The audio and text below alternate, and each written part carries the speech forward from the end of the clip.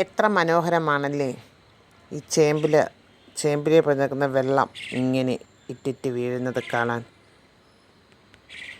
നോക്കൂ, നീർമണികളെപ്പോലെ.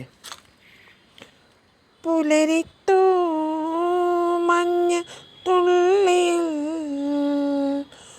പുഞ്ചിരിട്ടു പ്രപഞ്ചം, ഭാരം താങ്ങാനരുതാതെ നീർമണി വീണുടഞ്ഞു.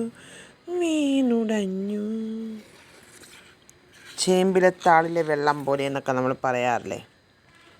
അതിരാവിലെ എഴുന്നേറ്റ് നമ്മുടെ മുറ്റത്ത് നിൽക്കുന്ന ഉള്ള ചെടികളുടെ അടുത്ത് വന്ന് അവയോട് കഥയും നമ്മുടെ പരിഭവങ്ങളൊക്കെ പറഞ്ഞാൽ അവയും അത് കേൾക്കാതിരിക്കില്ല. നമ്മൾ നട്ടു വളർത്തുന്ന നമ്മുടെ ചെടികളല്ലേ. ഏറെ നേരം അതിൻ്റെ അടുത്ത് വന്ന് നിൽക്കുമ്പോൾ ഒരു വല്ലാത്ത ഒരു അനുഭൂതിയാണ് നമുക്കത് കഴിഞ്ഞിട്ട് പോകും. ഒരു മെഡിറ്റേഷൻ പോലെയാണ് എനിക്കും തോന്നുന്നത് സത്യം പറഞ്ഞാൽ അതിൻ്റെ അടുത്ത് വന്ന് നിൽക്കുമ്പോൾ. പിന്നെ അതിൻ്റെ മുകളിലൊക്കെ ഇഴജന്തുക്കളുണ്ടോ എന്നുള്ളത് നോക്കണം. അതിപ്പോൾ എവിടെ നിന്നാലും എന്ത് വേണേലും സംഭവിക്കാം, എത്ര സൂക്ഷിച്ചാലും. പിന്നെ ഇതിനടിടയ്ക്ക് നിൽക്കുന്ന എൻ്റെ ഏറ്റവും പ്രിയങ്കരിയായ എൻ്റെ പനിക്കൂർക്കയില. എൻ്റെ കുട്ടിക്കാലം മുതലേ എൻ്റെ വീട്ടുമുറ്റത്ത് ഞാൻ നട്ടുപിടിപ്പിക്കുന്ന ഒരു ഇതായിരുന്നു ഇനി എൻ്റെ പനിക്കൂർക്ക. എനിക്ക് പനിക്കൂർക്കയില ആദ്യമായി കിട്ടുന്നത് എൻ്റെ വീട്ടിനടുത്തുള്ള, അതായത് ഞാനന്ന് ഹൈസ്കൂളിലൊക്കെ പഠിക്കുന്ന കാലത്താണ്. എൻ്റെ വീടിനടുത്തുള്ള ആദ്യമായിട്ട് ഈ ഇല കാണുമ്പോൾ എനിക്കെന്തോ ഇങ്ങനെ സ്ലേറ്റിൽ മായ്ക്കാനായിട്ടാണ് അങ്ങനെ എനിക്ക് കിട്ടിയതാണ് ഈ ഒരു തുണ്ട് ഇല. അങ്ങനെ അതിൽ നിന്ന് ഈ തണ്ട് പിടിപ്പിച്ച് ഞാൻ അന്നേ പരിപാലിച്ച് പോരുന്ന, ഇതുവരെയും എൻ്റെ കൂടെയുണ്ട്. എൻ്റെ അങ്കണത്തിൽ എപ്പോഴും കാണുന്ന ഒരിതാണ് ഈ ഒരു പനിക്കൂർക്കയില എന്ന് പറയുന്നത്. ഇത് ഞാൻ എൻ്റെ മക്കൾക്കൊക്കെ ഇതിൻ്റെ ഇല വാട്ടിപ്പിഴിഞ്ഞ് രാസ്നാദിപ്പൊടിയൊക്കെ ചാലിച്ച് ചുമ വരാതെയും അല്ലെങ്കിൽ നീർക്കെട്ടുകൾ വരാതെയൊക്കെ ഇരിക്കാൻ ഞാൻ ഇത് യൂസ് ചെയ്തിട്ട് ഇതിപ്പോഴും ഞാൻ യൂസ് ചെയ്യും. എനിക്ക് പനിയോ ജലദോഷമോ ഒക്കെ വന്നു കഴിഞ്ഞാൽ ഞാനിതിട്ട് വെള്ളം തിളപ്പിച്ച് കുടിക്കാറും ഒക്കെ ഉണ്ട്. അപ്പോൾ ഇതെൻ്റെ പനിക്കൂർക്കയില എൻ്റെ ചേമ്പിലയുടെ മണ്ടി ഇരിക്കുകയാണ് അല്ലേ. പിന്നെ എനിക്ക് വേറെ പറയാനുള്ള ഒരു ചെടിച്ചീര പോലുള്ള, നമ്മളെല്ലാവരും പറയുന്നൊരു പൊന്നാങ്കണ്ണി ചീര പോലെയാണിത്. പക്ഷേ ഇത് ശരിക്കും പറഞ്ഞാൽ ഇത് പൊന്നാങ്കണ്ണി ചീര അല്ല, ഇതൊരു ചെടിച്ചീര പോലെയാണ്. അതിങ്ങനെ എനിക്ക് ഒരിടത്ത് നിന്ന് കിട്ടിയാണ് ഈ ചെടിച്ചീര. ഇതൊക്കെയാണ് എൻ്റെ ചെറിയ കുഞ്ഞു കുഞ്ഞു ചെടി, എൻ്റെ കുഞ്ഞ് ഹരിതാപം നിറഞ്ഞ ഒരു സസ്യ ഗ്രാമം എന്ന് ഞാനിതിനെ പേരിടും.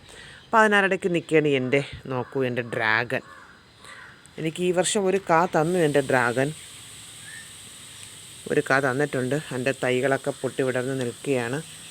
അങ്ങനെ എന്താ പറയുക, നമ്മുടെ ചെടിയുടെ അടുത്ത് നമ്മൾ നട്ടുപിടിപ്പിച്ച ഒത്തിരി ഒന്നുമില്ലെങ്കിലും ഉള്ളടത്ത്. പിന്നെ എൻ്റെ കുടമുല്ല ഇത്തവണ ഒത്തിരി ശിഖരങ്ങൾ പൊട്ടി വിടർന്നിട്ടുണ്ട്. പൂക്കൾ തരുമായിരിക്കും, തളിരുകൾ വരുന്നുണ്ട്, കുഞ്ഞു തളിര്. അത് പൊട്ടി വിടർന്ന് മുട്ടുകളായും പൂവായും ഒക്കെ വരും.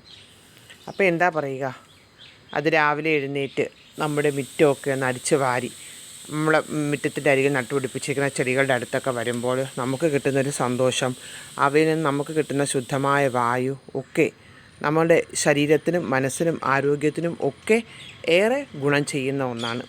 അതിനിടയ്ക്ക് രാജ്ഞിയെപ്പോലെ വാണു നിൽക്കുന്നു എൻ്റെ കറിവേപ്പില. ഞാൻ എത്രയോ പേരുടെ വീട്ടുമുറ്റത്ത് കരിവേപ്പിലയൊക്കെ നിൽക്കുമ്പോൾ ഒരു കാലത്ത് കൊതിച്ചിട്ടുണ്ട് ഇതെങ്ങനെ വളർത്തും എങ്ങനെയാണെന്നുള്ളതല്ല. ഇപ്പം ഞാനും എൻ്റെ മുറ്റത്ത് കറിവേപ്പില നട്ട് എനിക്ക് ആവശ്യത്തിന് കറിവേപ്പില കിട്ടിയിട്ടുണ്ട്. ഞാനത് യൂട്യൂബിലൊക്കെ കാണുന്ന ഓരോ ടിപ്സൊക്കെയാണ് എൻ്റെ ചെടിക്ക് ഞാൻ ഇട്ടിട്ടുള്ളത്. അതുകൊണ്ട് എനിക്കും ഇത്രയും നല്ല പൊക്കത്തന്നെ എനിക്കും കിട്ടിയിട്ടുണ്ട്. മുട്ടത്തോടും പിന്നെ ചണ്ടി, കൂടുതലും ഞാൻ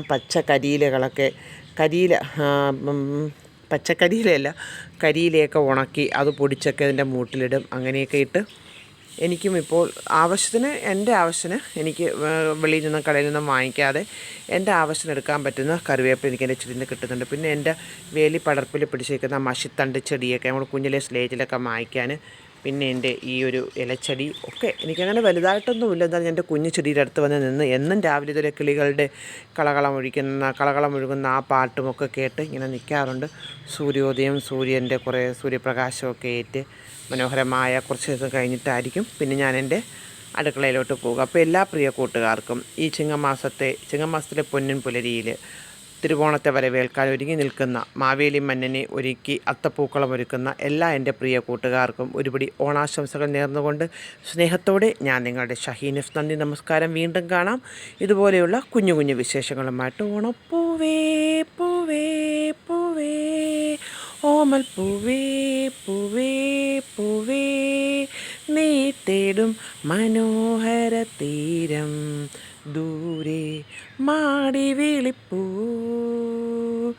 ഇതാ ഇതാ ഇതാ പൂവിളി പൂവിളി പൊന്നോണമായി നീ വരൂ പൊന്നോണത്തുമ്പി. ഈ പൂവിളിയിൽ മോഹം പൊന്നിൻ മുത്തായി മാറ്റും പൂവയലിൽ നീ വരൂ മകം വാങ്ങാൻ പൂവിളി പൂവിളി പൊന്നോണമായി. പൂവേ പൊലിപ്പൂവേ ലലലാല പൂവേ പൊലിപ്പൂവേ ലലലാല